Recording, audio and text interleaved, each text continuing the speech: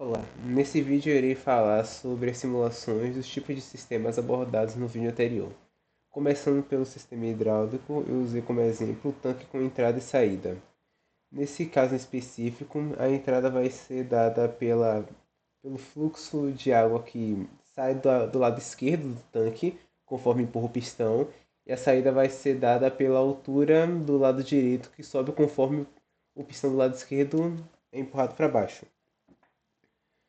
Indo para as partes matemáticas, a pressão da base do tanque é dada por ρ, que é igual a ρ que representa a densidade da água, vezes a gravidade, vezes a altura inicial. A vazão de saída, segundo a lei de Torricelli, vai ser igual a pressão sobre a resistência hidráulica. A variação de altura em função do tempo, então, vai ser igual a 1 vezes a área da base do tanque, vezes o fluxo de entrada, menos ρ vezes G vezes H sobre R maiúsculo. Indo agora para o código em si, primeiro nós iremos importar as bibliotecas utilizadas nesse vídeo. Eu usei NumPy, que é uma biblioteca padrão que tem diversas funções, e transformei ela em NP. Eu usei Solve MVP de Spice Integration, porque ela é usada para resolver IDEOs. E usei matplotlib.pyplot como PLT para plotar os gráficos. O sistema, o sistema hidráulico vai ser dado pelas variáveis que é o tempo, a altura, a área, o fluxo de entrada, ρ, G e R maiúsculo. Na parte da IDO, você só precisa digitar na, indo para a parte da função, você só precisa digitar a EDO que representa o sistema, com Qout sendo igual a ρ vezes G vezes H no tempo zero dividido por R maiúsculo, e DHDT sendo o QI menos Qout dividido pela área. Então você só pede para a função retornar DHDT.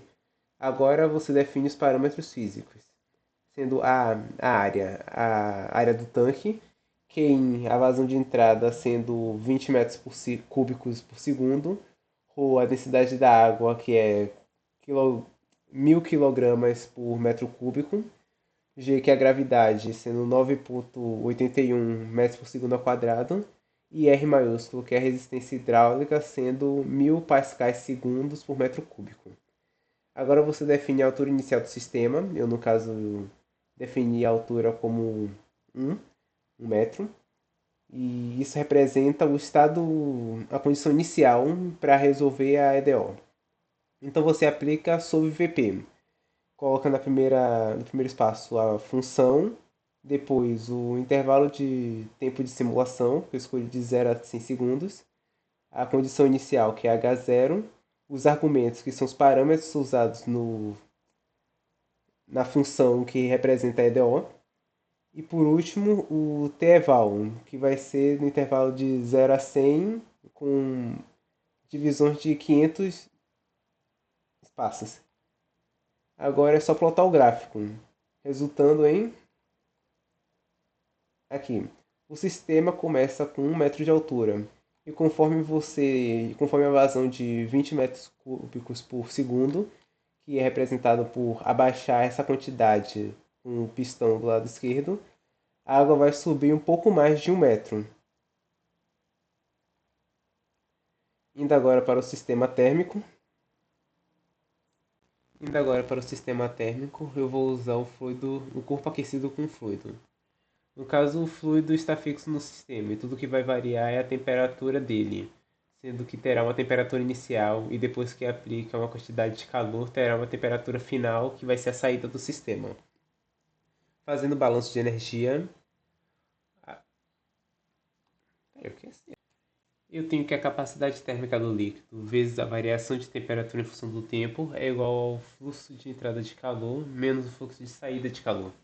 O fluxo de saída de calor vai ser dado por H vezes o fluxo de saída de calor vai ser igual a H, que é o coeficiente de transferência térmica do líquido, vezes a área do tanque, vezes temperatura menos a temperatura ambiente.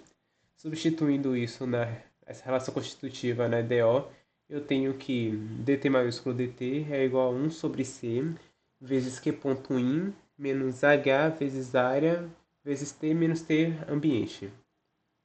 Indo agora para a parte da modelagem, eu não preciso repetir a parte de chamar as bibliotecas porque eu já fiz isso na célula anterior do código. O sistema vai ser da mesma forma que vai ser representado da mesma forma que na célula anterior, apenas precisando digitar a EDO que representa esse sistema. No caso aqui, o Qout é igual a H vezes área vezes T menos T ambiente. E dt maiúsculo dt é igual a Qin menos Qout dividido por C. Então só pede para a função retornar dt maiúsculo dt.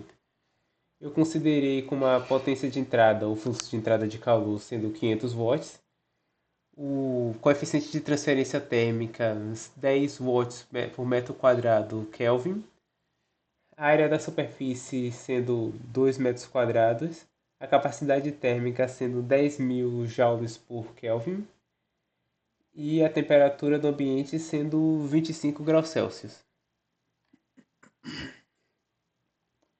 Aqui eu vou definir a temperatura inicial, ou então a condição inicial, como 20 graus Celsius.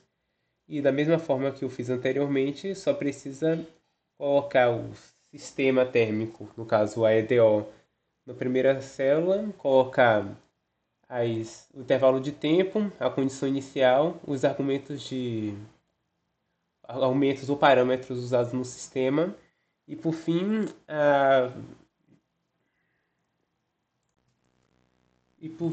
intervalo que vai ser igual ao intervalo de tempo de 0 a 500 em divisão de 500 espaços. Agora, plotando o gráfico, você vê que a temperatura nesse intervalo de tempo vai de 20 graus até um pouco acima de 37,5 graus.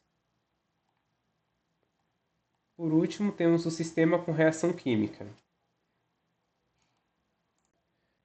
Por fim, temos o sistema com reação química. A ideia é que, dado um tanque com o elemento A dentro, é injetado no elemento B e juntos a reação torna-se um elemento C.